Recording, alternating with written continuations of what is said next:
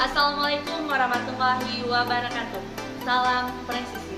Saya Bribtu Nurmayasa dari Satuan Lalu Lintas Polres Aceh Jaya menghimbau kepada seluruh masyarakat di wilayah hukum Polres Aceh Jaya. Saat ini kami sedang melaksanakan operasi Patuh Selawah 2022 selama 2 minggu dari tanggal 13 Juni sampai 26 Juni 2022. Kami juga menghimbau kepada masyarakat agar menghindari pelanggaran sebagai berikut. 1. Pengemudi kendaraan bermotor yang menggunakan ponsel. 2.